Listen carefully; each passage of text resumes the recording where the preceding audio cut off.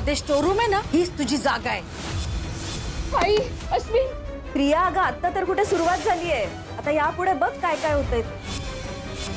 तिचं तोंड कसं. नमस्कार मित्रांनो, ठरलं तर मग या मालिकेच्या पुढील इंटरेस्टिंग भागामध्ये आत्ताच आपण पाहिलं गिरिजा आणि नुपूरने प्रियाला चांगलाच धडा शिकवला. आता कल्पनाने एकदम कठोर पाऊल उचलत प्रियाला डायरेक्ट स्टोर रूममध्ये नेऊन आपटलं. आता त्याच्यानंतर पुढे नेमकं काय झालं हे आपल्याला कळणारच आहे. त्याच्यासाठी व्हिडिओ शेवटपर्यंत बघा. गिरिजा आणि नुपूरने ही गोष्ट सिद्ध केलेली असते की प्रियाने सायलीला जिन्यावरनं ढकलवून दिलं होतं आणि पूर्णाजीला जो काढा पाजला ज्याने पूर्णाजीची तब्येत खराब झाली तो प्रियानेच पूर्णाजीला बनवून दिला होता. हे सर्व ऐकल्यानंतर घरच्या सर्वांनाच मोठा धक्का बसतो.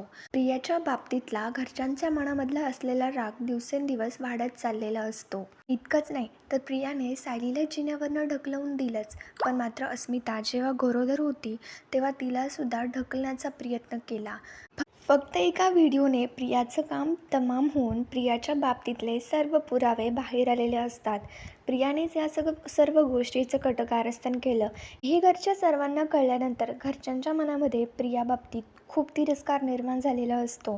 प्रिया आता राहणार कुठे, कारण प्रियाला घराबाहेर काढलेलं असतं. यातच आता प्रिया भीक मागत कल्पनाला, अश्विनला चळवळीची विनंती करत म्हणत असते की मी कुठे जाणार, माझं तर असं कोणीही नाही आहे, मला माफ करा.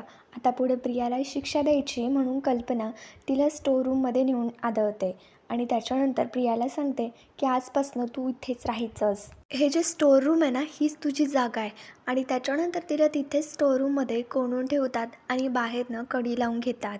प्रिया आतमधनं दरवाजा वाजवत म्हणत असते की दरवाजा उघडा, मला वाचवा, मला इथे नाही राहायचं आहे. आता त्याच्यानंतर सायली बाहेरनं म्हणते की प्रिया हे बघ, आत्ता तर फक्त सुरुवात झाली, आता तू याच्यापुढे बघतच राहा की नेमकं तुझ्या बाबतीत काय काय होतं आहे ते. आता त्याच्यानंतर प्रिया स्वतःला खाण्यासाठी स्वयंपाक बनवत असते. तिने तिथे गेस्ट रूममध्ये एक स्टोव नेलेला असतो आणि त्याच्याने स्वयंपाक करण्याचा प्रयत्न करत असते. प्रियाची तर खूप बेकार हालत झालेली असते. तिचीच गंमत तेव्हा अर्जुन सायली बघत असतात आणि त्याच्यानंतर अर्जुन म्हणतो की बघ हिची काय हालत झाली आहे. त्याच्यानंतर सायली म्हणते की हिची अशी हालत करायची ना की ही कोणाला तोंड दाखवण्याच्या लायकीची सुद्धा नाही राहणार. मित्रांनो, पुढे नेमकं काय होणार हे आपल्याला कळणारच आहे. त्याच्यासाठी आमच्या मराठी रंग या चॅनलला लगेच सबस्क्राईब करा. Thank you for watching.